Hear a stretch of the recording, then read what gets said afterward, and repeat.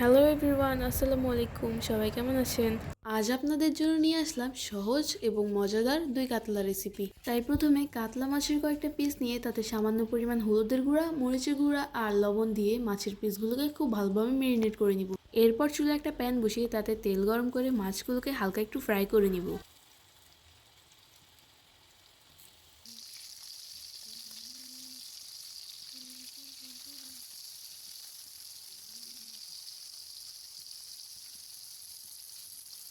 একবার দুবার উল্টে পাল্টে মাছগুলোকে কিছুক্ষণ ফ্রাই করে নিয়ে এগুলোকে একটা প্লেটে উঠিয়ে একটা সাইডে রেখে দিচ্ছি।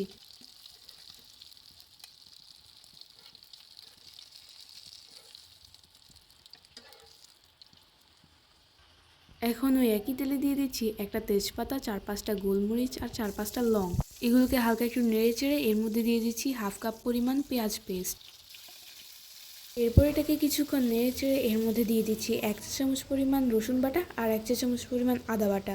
এরপর এটাকে আরও কিছুক্ষণ খুব ভালোভাবে নেড়ে চেড়ে নিয়ে এতে দিয়ে দিচ্ছি 1/2 চা চামচ পরিমাণ হলুদ গুঁড়া এবং সুন্দর একটা কালার আসার জন্য দিয়ে দিচ্ছি 1/2 চা চামচ পরিমাণ লাল মরিচের গুঁড়া। যেহেতু আমি মাছ ম্যারিনেট করার সময়ও হলুদ এবং মরিচের গুঁড়ো দিয়েছিলাম, তাই এখন এখানে হলুদ এবং মরিচের গুঁড়োটা একটু কম দিয়েছি। আর এখন আমি এখানে দিয়ে দিচ্ছি 1 চা চামচ পরিমাণ জিরার গুঁড়া, 1/2 চা চামচ পরিমাণ ধনিয়ার গুঁড়া আর 1/2 চা চামচ পরিমাণ গোলমরিচের গুঁড়া। এরপর সবগুলো মশলাকে নেড়ে চেড়ে খুব ভালোভাবে মিশিয়ে নিয়ে এর মধ্যে দিয়ে দিচ্ছি হাফ কাপ পরিমাণ পানি। পানি দেওয়ার পর কিছুক্ষণ খুব ভালোভাবে নেড়ে চেড়ে মশলাগুলোকে কষিয়ে নিচ্ছি। মশলা কষাতে কষাতে যখন তেল ছেড়ে আসবে তখনই এর মধ্যে ভাজা মাছগুলোকে দিয়ে দিব।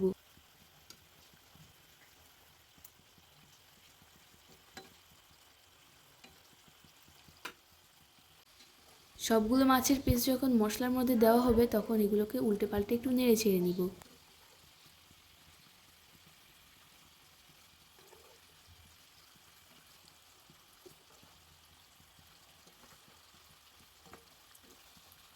হালকা একটু নেড়ে চেড়ে নিয়ে এবার মাছগুলোকে একটা ঢাকনা দিয়ে কিছুক্ষণের জন্য ঢেকে রাখবো। কিছুক্ষণ পর ঢাকনা উঠিয়ে এর মধ্যে দিয়ে দিচ্ছি 1.5 কাপ পরিমাণ গরম পানি।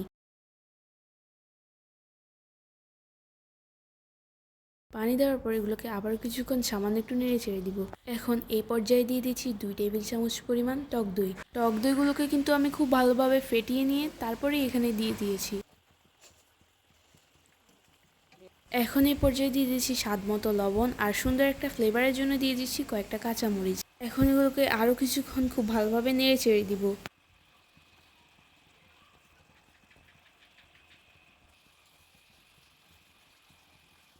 এখন এখানে দিয়ে দিচ্ছি 1 চা চামচ পরিমাণ চিনি। চিনিটা দিলে কিন্তু মাছে সুন্দর একটা ফ্লেভার আসে। এখন চুলার জালটা হালকা একটু বাড়িয়ে কিছুক্ষণ নাড়তে থাকবো। কিছুক্ষণ নেড়ে চেড়ে নেওয়ার পর যখন দেখব মাছগুলো তেল ছেড়ে দিয়ে মাখা মাখা হয়ে আসছে তখনই এর মধ্যে দিয়ে দিব সামান্য পরিমাণ পেঁয়াজ বেরেস্তা। পেঁয়াজ বেরেস্তা দেওয়ার কিছুক্ষণ পরেই চুলাটা অফ করে দিব। তৈরি হয়ে গেল আমার আজকের দই কাতলা। এখন এগুলোকে একটা বাটিতে সার্ভ করে নিব। দেখুন, এই দই কাতলা বানানোটা কিন্তু খুবই সহজ। একবার হলেও কিন্তু বাসায় এই মজার রেসিপিটা ট্রাই করে দেখবেন। আজ এই পর্যন্তই। ভালো থাকবেন। আল্লাহ হাফেজ।